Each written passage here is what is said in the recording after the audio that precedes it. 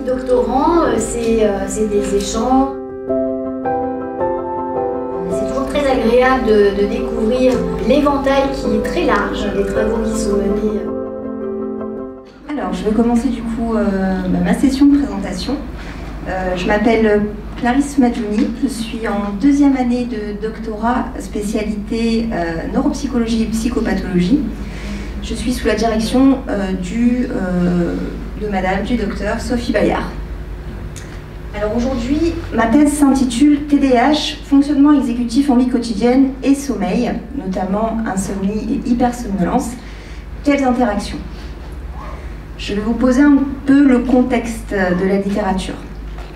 Donc dans la littérature, on observe que le TDAH est associé à des symptômes de TDAH chez l'adulte de type inattention, hyperactivité et impulsivité. On observe également que le TDAH est fortement associé, que les principales comorbidités du TDAH chez l'adulte sont la somnolence, l'insomnie ainsi que des déficits exécutifs. On sait également que l'insomnie et la somnolence sont eux-mêmes associés à des déficits du coup dits exécutifs.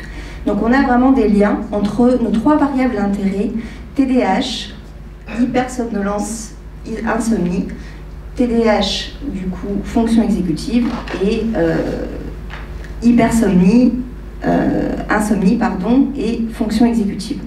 Donc vraiment l'objectif général de cette thèse, ça va être finalement d'étudier les interactions entre ces trois variables d'intérêt. Donc première étude 1, fonctionnement exécutif, TDAH et sommeil. Donc l'objectif de cette étude était d'étudier les interrelations entre le fonctionnement exécutif en vie quotidienne, les symptômes du TDAH chez l'adulte et les symptômes de l'insomnie et de la somnolence en population générale. Là on est plus dans une approche du coup dimensionnelle. Il y a deux modèles hypothétiques de médiation multiple.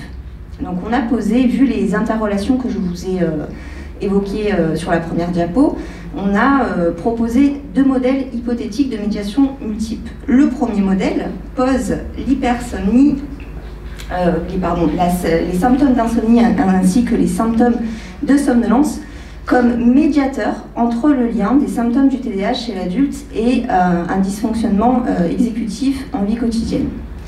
Le deuxième modèle, quant à lui, propose en fait que le fonctionnement dysexécutif, notamment là on a deux indices de fonctionnement dysexécutif qui sont la régulation comportementale ainsi que la métacognition exécutive qui je vous présenterai par la suite du diapo, qui sont pris en compte notamment par une échelle qui s'appelle la BRIF.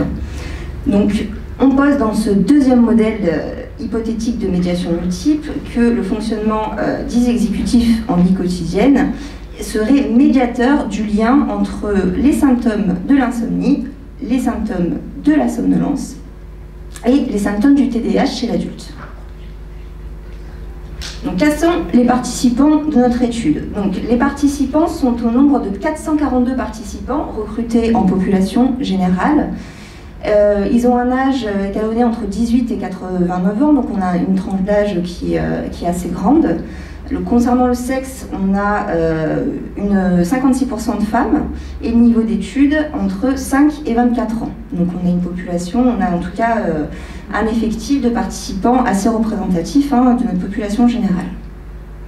Donc quelle a été la méthode au sein de cette étude? Nous avons réalisé des entretiens cliniques pour relever en fait tout ce qui est caractéristique sociodémographique et également s'assurer qu'on n'y ait pas un diagnostic de TDAH actuel chez du coup nos personnes, nos participants, nos contrôles. On s'est également assuré qu'il n'y avait pas de diagnostic d'insomnie. Nous avons passé ensuite par la suite des autoquestionnaires, notamment 4 autoquestionnaires pour évaluer les symptômes du TDAH qui est Adult ADHD Symptom Rating Scale, donc la SRS 4.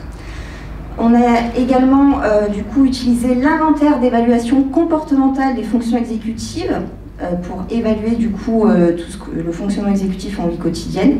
On a utilisé deux index qui sont la régulation comportementale ainsi que la métacognition exécutive Pour l'évaluation de la somnolence, on a utilisé l'Epworth Sleepiness Scale, donc ESS. Et enfin, pour l'évaluation de l'insomnie, nous avons fait passer la Sleep Condition Indicator, et notamment qui caractérisé par deux sous-scores, sous-score symptômes nocturnes et sous-score symptômes diurnes, du coup en lien avec l'insomnie. Quels sont les résultats de cette étude? Donc déjà, au niveau des analyses stats, nous avons réalisé des analyses préliminaires pour voir en fait nos liens entre nos variables d'intérêt et pour pouvoir du coup les incorporer dans nos médiations multiples. Donc je vous propose déjà de regarder le tableau 1, analyse préliminaire, notamment des corrélations. Donc qu'est-ce qui est dit dans ce tableau? Je vous ai fait un petit résumé en bas. Voilà, un niveau élevé en fait de la symptomatologie du TDAH était associé à un pauvre fonctionnement exécutif en vie quotidienne et à des plaintes plus importantes d'insomnie et de somnolence. Ces troubles du sommeil étaient eux-mêmes associés à des capacités de métacognition et de régulation du coup comportementale plus faibles. Donc comme on peut le voir dans le tableau, les symptômes nocturnes liés à l'insomnie qui sont évalués par le Sleep Condition Indicator ne sont pas corrélés significativement, notamment avec l'ASRS et avec l'indice de métacognition exécutive. On a une petite corrélation avec l'indice de régulation comportementale, mais vu du coup les interrelations entre symptômes nocturnes et nos variables d'intérêt, nous avons décidé de ne pas les mettre de pas mettre du coup SCI symptômes nocturnes dans notre modèle de médiation. Donc voici les résultats de la médiation multiple. Les symptômes diurnes, donc ça c'est concernant le premier modèle, d'accord, quand on a posé du coup les symptômes diurnes liés à l'insomnie, de la somnolence, ne sont pas médiateurs des relations entre les symptômes du TDAH et le fonctionnement exécutif en vie quotidienne. Deuxième modèle par contre qui a été validé, c'est que la régulation comportementale et la métacognition exécutive sont quant à eux médiateurs partiels de la relation entre les symptômes de somnolence, les symptômes diurnes liés à l'insomnie et les symptômes du TDAH. Finalement, quelle est l'implication clinique de ce résultat? Quand on est face à une suspicion de TDAH en entretien, qu'est-ce qu'on va aller faire? On va aller regarder si la personne qui a des troubles du sommeil n'a pas en fait des... attendez, c'est l'inverse. En fait, le deuxième modèle nous dit que les troubles du sommeil type insomnie et du coup somnolence vont aller mimer en fait la symptomatologie du TDAH via un dysfonctionnement exécutif, d'accord? Donc du coup, implication clinique. Chez des personnes évocatrices du coup d'un ADHD avec des troubles du sommeil, on va aller screener en fait vraiment si la personne n'a pas des symptômes, n'a pas de l'insomnie ou de la somnolence, et pour pas en fait poser un faux diagnostic de TDAH. Ok. Donc c'est un article qui a été soumis à Archive of Clinical Neuropsychology. On attend les résultats, normalement il doit être accepté. Il a fait également la communication d'un poster début octobre au congrès du coup national de neuropsychologie clinique à Rennes. Alors, concernant notre étude de deuxième opération de recherche, du coup en lien avec ma thèse, nous avons en fait, il s'agit d'une validation et d'une normalisation d'un questionnaire qui s'appelle l'IHSS, donc c'est Idiopathic Hypersomnia Severity Scale, en population générale. C'est un questionnaire qui a été développé par l'équipe de Dauvilliers pour aller mesurer en fait les symptômes d'hypersomnolence, que je vais vous présenter un peu par la suite là en bas, d'hypersomnolence chez des personnes qui sont atteintes d'hypersomnie idiopathique, et également il y avait aussi un effectif de narcolepsie, d'accord? Donc nous, dans notre intérêt, pourquoi en fait valider cette échelle? On a finalement un questionnaire qui s'appelle, je vous l'ai montré, qui s'appelle l'Epworth, qui va en fait capter une seule dimension de l'hypersomnolence, qui est la somnolence diurne excessive, à travers notamment 8 activités de la vie quotidienne, qui sont susceptibles du coup de provoquer de la somnolence.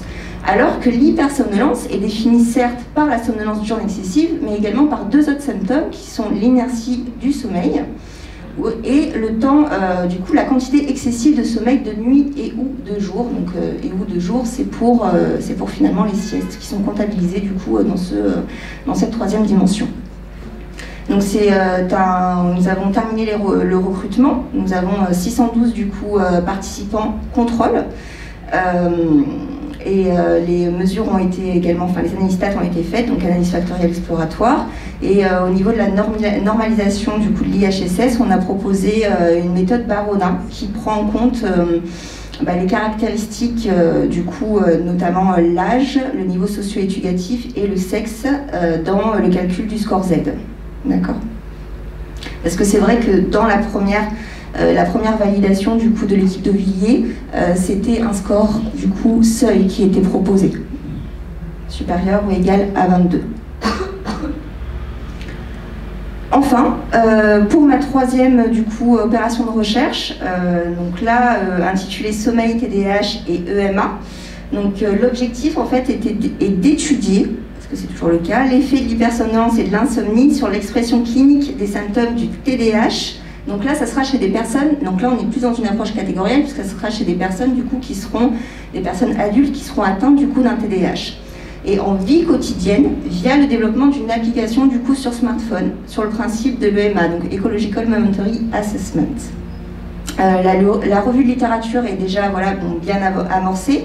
J'ai fait une petite présentation au labo la semaine dernière pour finalement qu'est-ce qui est fait dans le TDAH. EMA dans le TDAH, qu'est-ce qui est fait chez l'adulte? Finalement, il n'y a pas grand-chose. Il y a surtout des études qui ont été faites chez l'enfant, mais pas forcément avec l'utilisation de smartphones, avec d'autres méthodologies, d'autres techniques d'implémentation. Donc ça sera vraiment dans un premier temps une étude de faisabilité, d'où l'originalité de cette étude, et surtout pourquoi aller capter les symptômes du TDAH et les symptômes de l'hypersomnolence et de l'insomnie en vie quotidienne. C'est parce que ça va vraiment nous permettre, via cette application, de capter tout ce qui est variable contextuelle, en lien avec, donc variable contextuelle, j'entends, est-ce que la personne est seule quand elle répond, ou est-ce qu'elle est la personne, est-ce qu'elle est au travail, est-ce qu'elle est dans sa voiture, etc. Donc c'est vraiment une méthodologie d'évaluation qui permet en fait d'avoir une validité écologique beaucoup plus précise, de limiter tout ce qui est bias recall, donc vis-à-vis des self-reports, des auto-questionnaires, et de prendre en compte du coup variables contextuelles. Donc nous sommes en train de monter le protocole. J'espère qu'on aura du coup terminé fin de ce semestre. Et nous allons réaliser pré-test, donc évidemment on va faire appel à un développeur pour qu'il fasse cette application et pour qu'on fasse également des pré-tests au sein de cette population du coup d'intérêt, et après qu'on lance cette troisième opération de recherche. Voilà, je vous remercie pour de m'avoir écouté.